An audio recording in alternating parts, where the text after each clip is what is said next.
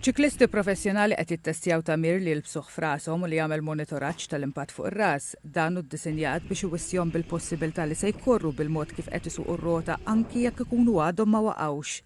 It-tamir magħruf bħala HIT huwa mwaħħal mal-elmu u jkejjel il-G-force tal-impatt fuq ir-ras li jista' jikkawża konkussjoni kif ukoll impatti kumulattivi iżgħar li esperjenzaw iċ-ċiklisti simili għal beta plejer tal-futbol repetutament jagħtib ir-ras lil ballun waqt partita. It's the grey area. It's people not knowing when to stop, not knowing when to continue. It's like, do I have a concussion? Do I not? It's the only organ in your body that doesn't have pain receptors. So it has to do all your decision making for you. So all we're doing is informing you with data so that you can make a better decision, or your friend or your teammate or your parent can make a better decision, or you individually. HIT ġiet żviluppata fl-Iskozja u taqbad permezz ta' app. Din tuża sistema ta' twissija ta' traffic lights biex tajn l-utenti jiddeċidu jekk għandhomx bżonn attenzjoni medika. Fost iċ-ċiklisti li qed jittestjaw l-app, l-ex-champion d-dinja Reese Wilson li kellu jagħmel sena ma jipprattikax l-isport minħabba konkussjoni. Absolutely, it's very difficult to track a brain injury just simply because you can't see it. It's inside your head and everybody has symptoms that can be, I guess, easily diagnosed as something else as well. So it is a very complex situation. So a device like this, I think, is vital for pretty much all contact sport. And like I say, to be one of the first people to have it in a sport like mountain biking, I think that's really impressive. And I feel very lucky to be able to have that looking over me this year. Konkussjonijiet jistgħu jkunu diffiċli biex jiġu identifikati minħabba fatturi varji bħas-saħħa tal-plejer, l-ħxuna tal-għadam u konkussjonijiet preċedenti.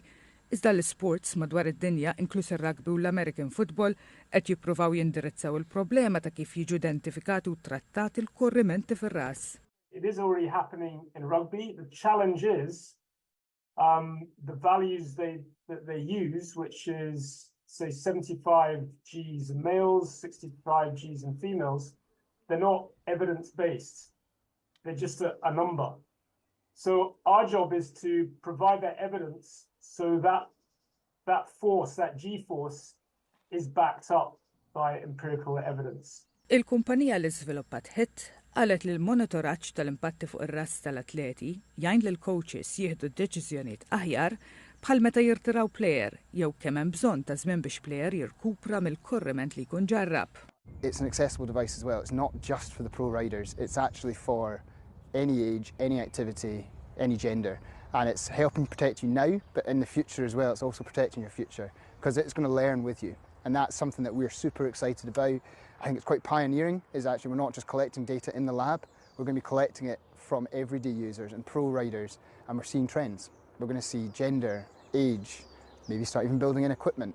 And then from there, you start to see the whole picture. Ftik li qed titqies bħala dera rari ħafna, tim ta' riċerkaturi skopra post fejn potenzjalment isir it-tissil ta' klieb il-baħar tar-razza hammerhead smooth il-barra mill-gżira fl-arċipelagu ta' Galapagos fl-Ekwador. Il-Park Nazzjonali ta' Galapagos qal li jekk dan jiġi konfermat ikun iddikjarat l-ewwel sit ta' tnissil għal klieb il-baħar hammerhead smooth f'Galapagos. Il-kelb il-baħar hammerhead smooth u wieħed mid-9 speċi magħrufa ta' hammerhead shark u meqjus bħala vulnerabbli fil-lista ta' speċi medda tal-Unjoni Internazzjonali għall konservazzjoni tan-Natura.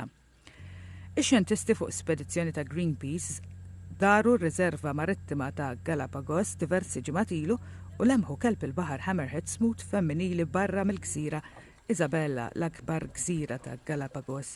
Ir-riċerkaturi jagħmlu tip ta' tracker biex ikomplu jagħmlu monitoraġġ ta' din il-kelb il-baħar biex jikkonfermaw li kienet f'żona fejn titnissel din l-ispeċi ta' kelb il-baħar.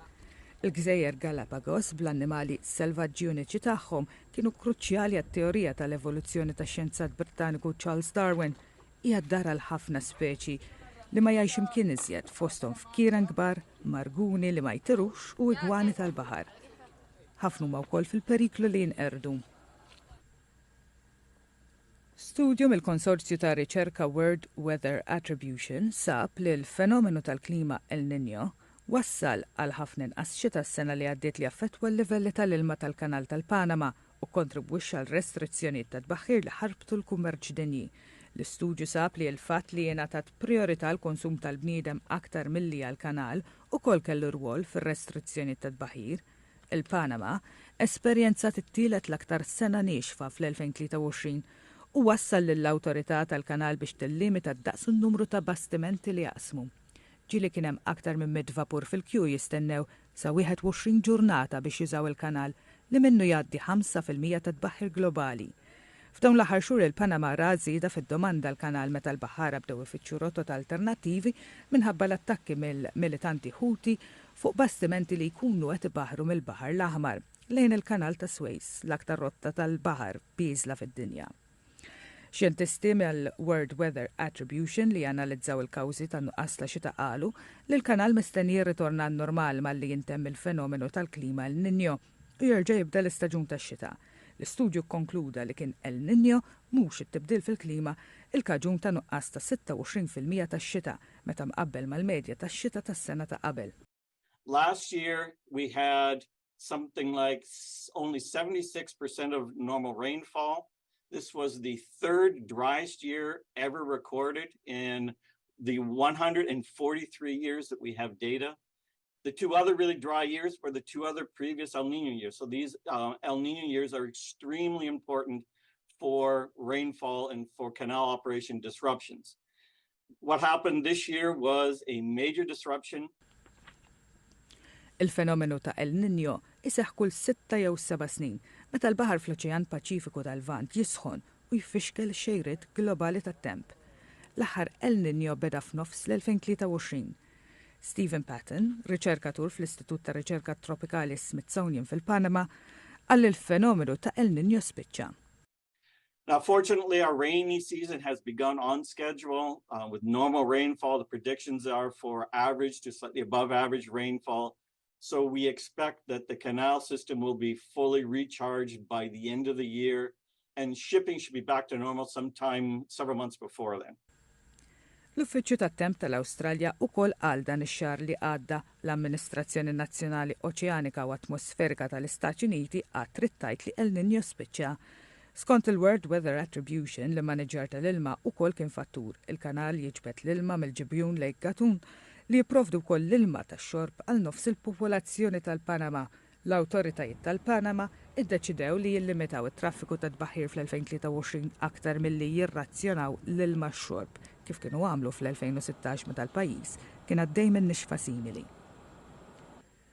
Il-makaw ta' Speaks, magħruf ukoll bħala l-makaw żarblu, huwa imniżżel bħala speċi f'periklu kritiku li tinqered fil-Brażil. Skont Fernanda Gwinda, biologa u kap tas-sezzjoni tal-asafar taż-żu, għad fadal biss madwar 330 nasfur fid-dinja, 85 minnhom fil-Brażil, 27 minnhom bħalissa jinsabu f'São Paulo. A gente tem aproximadamente 330 aves no mundo, tá? No Brasil são 85 e aqui no Zoo de São Paulo 27, ou seja, praticamente 30% da população do Brasil está aqui no Zoo de São Paulo. Então a gente tem uma missão muito difícil, muito grande de conservar essa espécie, né? L-għalnewnieni taċ-ċentru u li jipprovdi kura l-annimali eżistenti u jinkoraġġixxi r-riproduzzjoni tagħhom biex ikunu jistgħu jerġgħu lura fis-selvaġġ. A ararinha azul é uma espécie emblemática no Brasil, é uma espécie criticamente ameaçada de extinção. O último indivíduo desapareceu nos anos 2000 em natureza. Então a gente ter essa população de segurança aqui é um papel fundamental para a conservação dela. Il-makaw li huwa endemiku għal Brażil kien l-ispeċi li ispirat il-karattru blu fil-film animat Rio. Il-bdiewa Afgani wkoll sofrew riżultat ta' borra mhux mistennija li niżlet fl-aħħar jiem fl-Afganistan. Bdiewa li jkabru s-siġar tal-frott kellhom is-siġar qed jarmu l-fjuri meta għamel temp kiesaħ u niżlet borra mhux mistennija fir-reġjun li rriżultaw biex tilfu kollox b'konsegwenzi finanzjarji kbar għal madwar 2000 familja li jgħixu fl-inħawi. Gulajan ta' 53 sena għandu żewġ ġonna mimlijin b'siġar tat-tufieħu tal-birquq. المتر بارندگی ما دمی طول 53 سال ندیدم. دی وقتی سال بدر که دی وقتی گل زردالو وقتی گل سیب و گلاس می کل گوسلات ما رو بدر کل گیر بین برد. او بدر دیم قدم نمیشه بدر خسارمان شدیم زیاد نمی نفقه اولاد ما بودیم من نفقه ما بودی رو بین برد. Żied l-dħul finanzjarju tal-15 membru tal-familja tiegħu intilef minħabba l-borra u talab lill-awtoritajiet Afgani biex jgħinu lill-bdiewa li bħalu ġew affettwati. Żawladi qed taqgħodhom bedar ki qed ma konna bedar jak چیزی bedar دیگه درآمد نداریم برای خودشان شاید حال است که کلگشان بیای ببینه من نفر دولت بیای ببینه که بدل خساره کم رسیده زیاد رسیده از طریق برباری. Skont Gulajan, mhux normali li tinżel il-borra f'dan iż-żmien tas-sena bdiewa lokali qalu li mijiet ta' siġar tat-tuffieħ tal-berquq u taċ-ċirasa kienu qed jarmu l-fjuri meta l-jumejn sħaħ niżlet ħafna borra. Ora sejda gule u darba darek amdago taħalku għal-għuli u amdago gulonu zjara amdago baħta baħċiete għagħaj u darba darek raħalek tħak basara jisn li jism amdago gul urpati u amdago tistirgini uli jidaba jċisi zardaru bas jidab wawra waswala għolni darba darek. Fit-tmiem il-ġimgħa li għaddiet fetħet id-59 edizzjoni tal-Festival Internazzjonali ta' Waqt Ewreka f'Waqt Ewreka fil-Marokk. Il-festival sar taħt il-patroċinju tar-Re Mohammed Erba'. Iċ-ċerimonja tal-ftuħ bit-tema Waqt Ewreka għal settur reżiljent u ambjentalment effettiv kienet organizzata mill-Ministeru għall-Agrikoltura, l-Ħut, l-Iżvilupp Rurali, l-Ilma u l-Foresti. Dan il-festival internazzjonali li jenfasizza l-identità u l-wirt kulturali assoċjat ma' Waqt Ewreka jikkostitwixxi pjattaforma ta' komunikazzjoni u skambju bejn diversi partijiet involuti dwar l-aħħar żviluppi f'dan is-settur.